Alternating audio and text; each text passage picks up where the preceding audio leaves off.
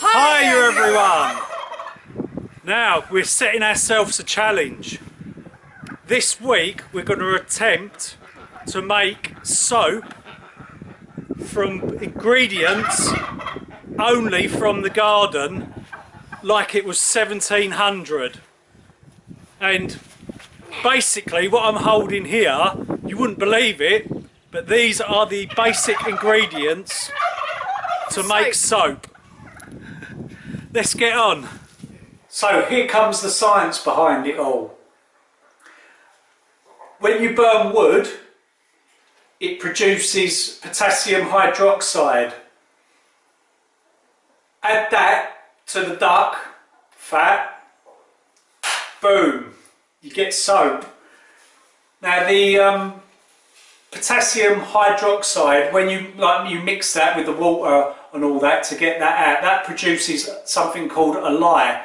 The lye is an alkaline, and then you add that to the fat. Now this is my first attempt at soap making, so anything can happen. I haven't got a clue whether it's going to come out good or bad, but we'll see. Oh, that's hot. Now we need to get water. No, you idiot! Not that water. Hello? McGarry, are you in there? In the 1700s, they didn't have fluoridated, chlorinated water pumped to their houses. No, we need that water pump. To the water well. This well probably dates back a few hundred years.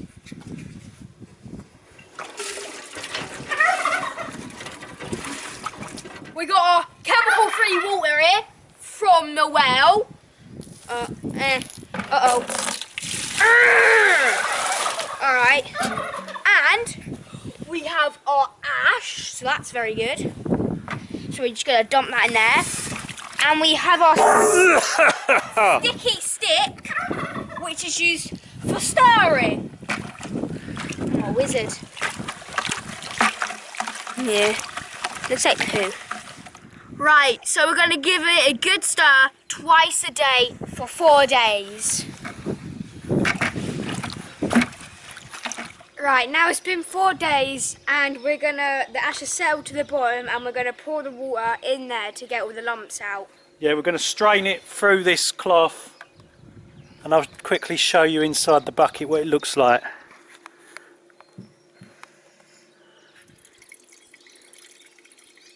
So that's all been done. Oh, ding! There we go. Oh, it looks like wee. Now, this has to be boiled and reduced so we get a stronger solution.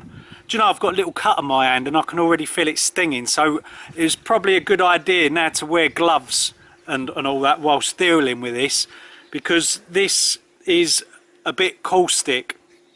Yeah. Whew. So we've got the fire lit using wood from the garden. 1700, remember? We've gone back in time. Now, this has to reduce and become a stronger solution, and they say that if you put an egg in there, once it's reduced enough, the egg should float. So we'll put one in at the beginning and see what happens. See that now? Yeah, look, it sinks. So we've got to reduce this now until that egg floats, and then that tells us that the light is strong enough. We will open the window because we don't want all the fumes in the house. We've got all the doors open and all that because we don't want to be breathing this in. And we are going out in the garden anyway, and we're planting veg while this reduces. Yeah, we'll be back. So this has been reducing. It's took hours. It's been on there for about 4 hours reducing. In the meantime, he's had a shower It smells quite nice. So we're going to do the egg float test in there now. Look at that. It's a floater. It's a floater. That is a proper floater. James, you're familiar with them, aren't you? Now, this is animal fat or duck fat that I've saved. We do use a duck fat to roast potatoes in sometimes, but I've saved this, and I've specifically saved it over a year so we can do this experiment. This video has been a long time in the making, really. I've been wanting to do it for ages. So yeah, there's the fat. We're going to render that down, and I'm going to run it through muslin to get the dirty bits out.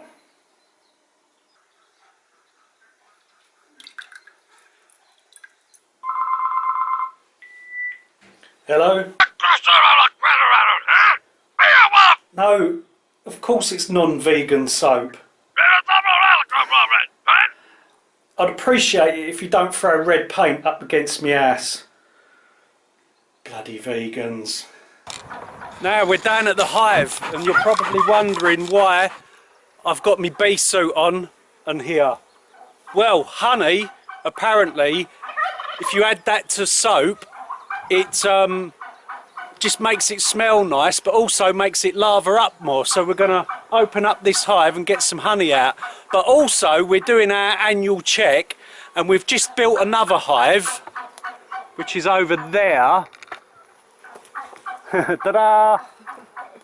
And we are trying to see if they've produced another queen and all that, and then we can put it into that hive and have 2 beehives. Right, so we're going to get one of these racks out that's been capped off with honey. Right, so here are our ingredients. We've got the lye that we made, we have the duck fat, we have honey and beeswax, and we have some dried lavender from last year and rosemary flowers from this year. All of the ingredients from the garden only. Now the ratios to this is 2 cups of fat to 3/4 of a cup of lye, and then that's like the ratio. So we're going to see how many cups we can get into the pan from here, and then we're going to add the lye to it on the stove. So yeah, we've put the fat in, and it was exactly 3 cups, and that was all the fat that we had. So we've done our maths, and it's bloody blew our brains to bits trying to work it all out. But we need to now add 1, what did I say? You said 1 cup of lye, along with 1/8 of a cup of lye. My maths. Hello? Oh, hello there. Is that Mathematicians Anonymous? Oh, yes it is. Great. Yeah.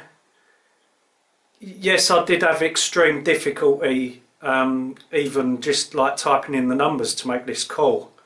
Yeah. Ah, that's fantastic. I'm thick enough to join. Yes, thank you very much. This lie's got a funny smell. It's almost like it's a cross between like sweaty socks and sort of a damp dog smell. Now we literally just keep stirring it until something happens called saponification. Oh, that's a lovely word, isn't it? Saponification. The solution will just start getting thicker. Actually, it looks like it's getting thicker already. We've only just added it. It is, look. Now we've got to keep mixing it until you get like a trace, which is, well, we'll show you what a trace looks like when we get there. I said anything could happen here. We stirred and bloody stirred, and our arms ached, and then they felt like they was going to fall off. So we've got the electric blender out. I know it's not 1700, but we're trying to get this to work. It's getting thicker though, slowly. But at this point, I think we're going to add the honeycomb in, along with the honey. And we're going to keep on mixing. The second I added the honeycomb and started mixing, look. We're nearly there. We're nearly at a trace. Now this is what you call a trace.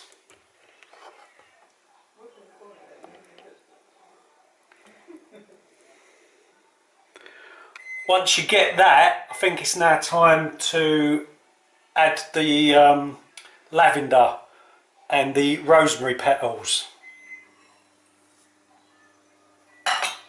It's a lovely colour.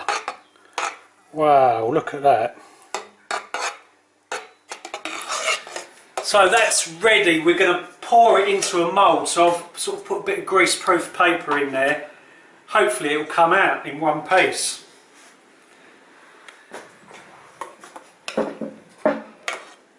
Now we've got to leave this in a cool place to set or to dry.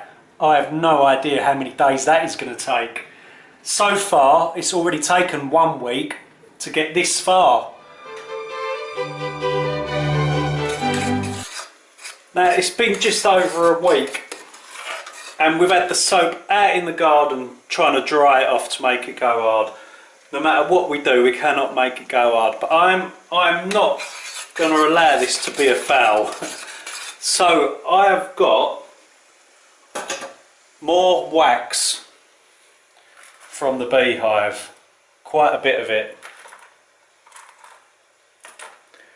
and we're going to add that to it, and that should get it to set. Spilt some on the carpet. It looks like a dirty protest. So there we go. Plenty of beeswax added to help it to set more, because beeswax is meant to make soap a little bit harder. Still using all products from the garden, but look at it now. It's looking more like a blinking chocolate sponge, isn't it? So here we have the finished product at long last. This has been real hard work, it has been, making that.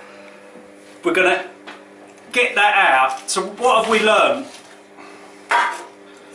What have we learned, James? That soap, when you make it yourself, it looks like poo. No. We've learned the basics of soap, but we've also learned that leave this sort of thing to idiots like me, so you lot at home don't have to do it. Now, let's tip this out. It's still not 100% sort of set. It's a soft soap, but when you make soap with potassium hydroxide, you normally use that to make a liquid soap. Carry on. You normally use that to make a liquid soap. They say never work with children or animals. I've got bloody both. I've got animals in the garden and children here. Oh, there's no hope, is there, for me? I think it's helpful way around. Right. This oh, and it stinks. Let's get this cut up into bars. Look, it's very soft. To get a hard soap, you normally use sodium hydroxide. Yeah, it's a soggy soap, but do you know what? That's as good as it's going to get. Now, you ain't going to believe this. As it's 1700, there is no there's no what do you call it, Lictus paper where you test the pH of stuff. So they say that you have to do a zap test on the internet. No, and the zap test, what we're doing is we're testing to see whether the soap's still a bit caustic or not. And the zap test is this. Now, I'm a qualified idiot, so children, do not do this at home. And you, don't ever do this. Yeah. Now, if you get a tingling on your tongue, as if you've licked a battery, it means it's a bit caustic. Did it? Yeah, it's a tiny bit caustic. Can I touch it? So basically, we should not really use this on our skin as such. So it looks like the end product won't go to waste, but we will use it for laundry liquid, for washing clothes with, because caustic soap is perfect for that.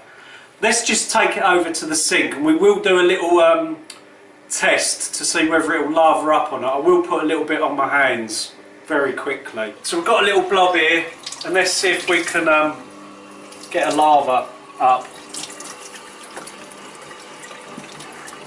Actually, look, this is like tiny bits of lava. It wants the lava up. Of course, it's definitely cleaning. Look at that, it is actually cleaning lovely. So that's it. Making soap like it's 1700. To be honest, I wouldn't bother. Hello, is that NHS Direct 111? Oh, hello there. I seem to have had a little bit of an accident with some homemade soap. Yes, it seems to be quite caustic. Yeah, it's not as luxuriousness as its closer cousin, the Imperial of the Leather. Yes, yeah, it does seem to have taken some skin off of my hands. Yeah. And as always, thanks for watching, thanks for subscribing, take care, and I'll see you real soon.